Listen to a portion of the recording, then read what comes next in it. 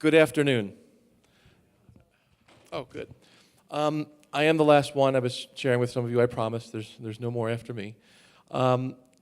Kirby Smith Associates, we've been around since 1938. We're a Catholic-owned company. And I want to share with you a little bit about what we do. I couldn't help but hear the question that Father, and I can't remember his name, Father Jay mentioned earlier about the young folks that are active but not giving as freely as the older folks are. One of the things that Kirby Smith does is engage people. And it's something you're not unfamiliar with. The Church Alive campaign did a little bit of this. And I'm going to talk a little bit about it when we open up our folders here in a moment. But we have to almost reteach folks, families, what it means to give sacrificially out of one's income. And one of the reasons why Kirby Smith is such a fun, wonderful company to work with is a big part of what we do is engagement. So there's three things: engagement, sustainability, and a proven track record with Kirby Smith. A little bit about me.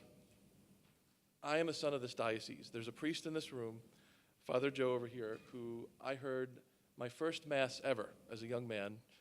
Convert. I'm a convert. Schwartz is not an Irish name. Or Italian. At the time, I was an evangelical, kind of looking for a church. I was a young college-age student, and I heard a Mass a homily that really inspired me, and at the moment the Eucharist was consecrated, I knew that that was Jesus up there. Father Joe is the priest at that Mass. I've told him that story before, and he doesn't remember it, and that's okay. But it's really incredible, it's really wonderful and special to me to be back here in Pittsburgh, sharing with you now what I think are some of the gifts that the Lord's given to me. I've been with Kirby Smith for a number of years, and one of my favorite things in the whole world to do is to work with parishes on the increased offertory program. What I just did, now you know me a little bit, that's a hallmark of what we do. We engage people. You did this in your Church Alive campaign, and even yesterday I had some people ask me, we did that already. Why are we doing that again? Well, because it works. How did Jesus reach people? What did he do? He went up to people. He talked with them. He got to know them.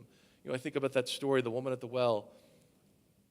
He must have engaged her for more than just the conversation we hear about in scriptures, because I think about how she opened up her whole life to him, and even says that in scripture. So engaging folks is a big part of what we do with this program. What I want you to do just for a moment, I'm going to break down the little parts of this, is open up on the left side of your insert is a very brief, simple sample timeline in how we would do this and work together.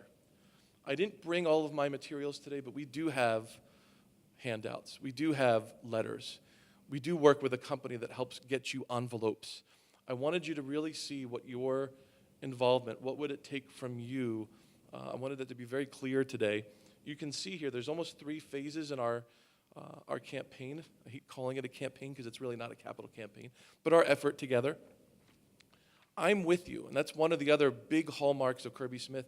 You're going to get me, or someone like me. You're going to get a consultant walking you through this whole process from beginning to end. For as many as 5 visits, I would be with you during that 4 to 6 week period. And I'm so glad that Dolores mentioned that in the very beginning, because most every increased offertory effort I've ever worked on is exactly that time frame, about 4 to 6 weeks. But there's a lot longer after that. There's forever after that, right? We don't want this to just work for 6 weeks, 3 months, 6 months, or even a year. The tools that we leave you with, and especially during those last 2 meetings at the very end, where I help you form your stewardship committee, or what some churches really like to just simply call it the increased offertory committee. They don't like to call it overall stewardship, and that's fine, is extremely valuable.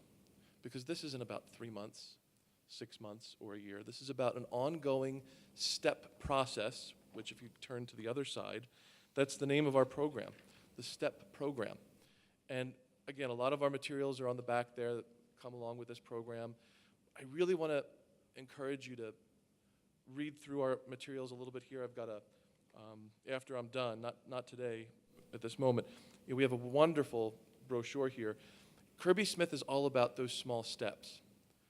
How can we teach someone who is giving at 0.5% or 1% or 1.5% of their income to take that 0.5% or 1% step.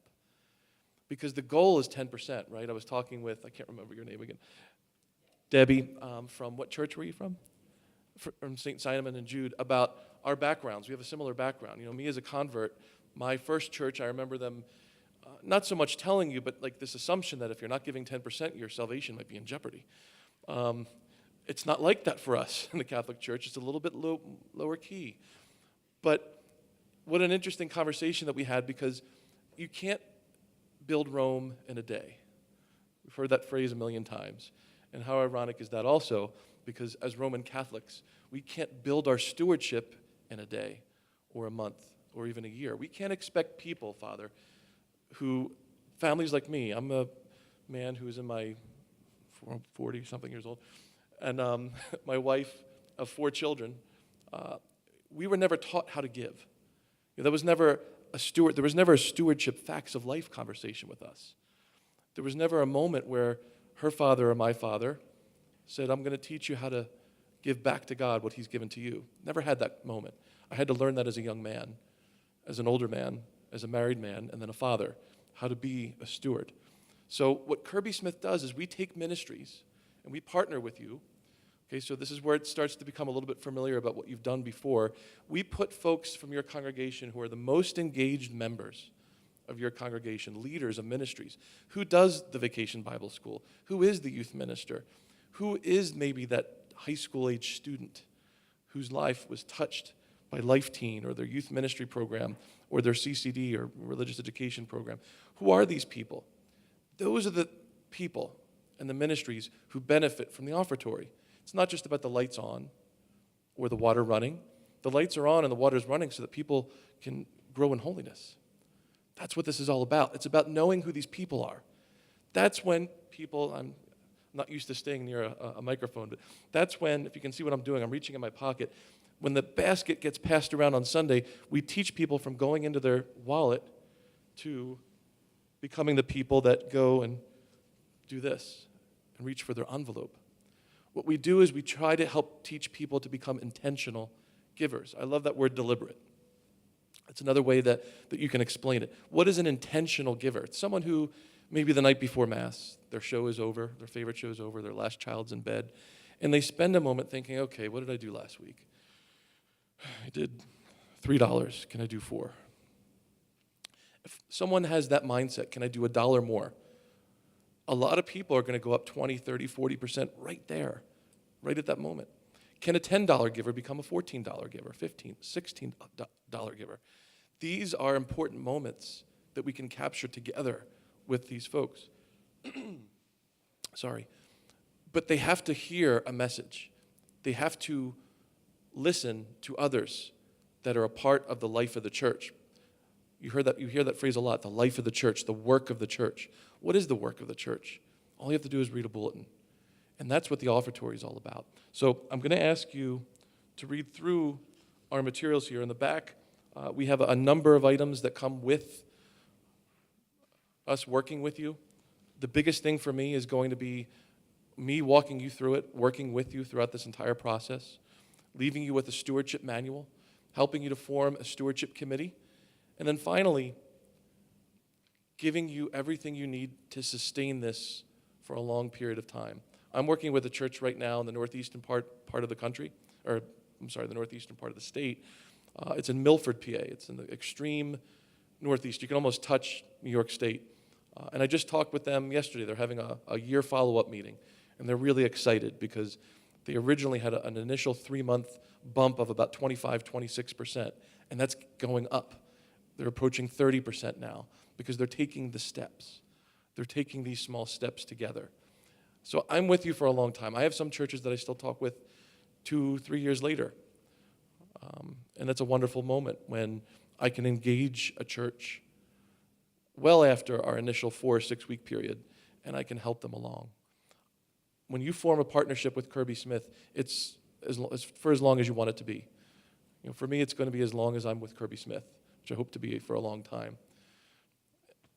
I hope I'm giving you a good idea of the difference and the distinction between what it is to choose us, the wonderful diocesan program, and the other two wonderful programs that exist as well. There's four really good choices here. You know, myself and the other two vendors come from really wonderful companies. I happen to think I'm better. Sorry, that was a bad joke. But you need to choose who's best for you. You very well might hear what I'm saying and say, you know what, we did that already. I'm not sure that's going to be for us, and that's okay.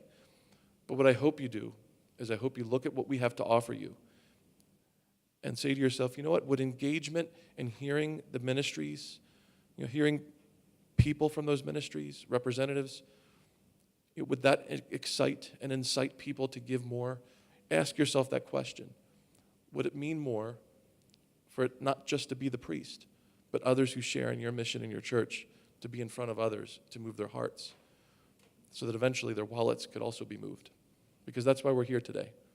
We're here to move their hearts so that their giving can be also increased.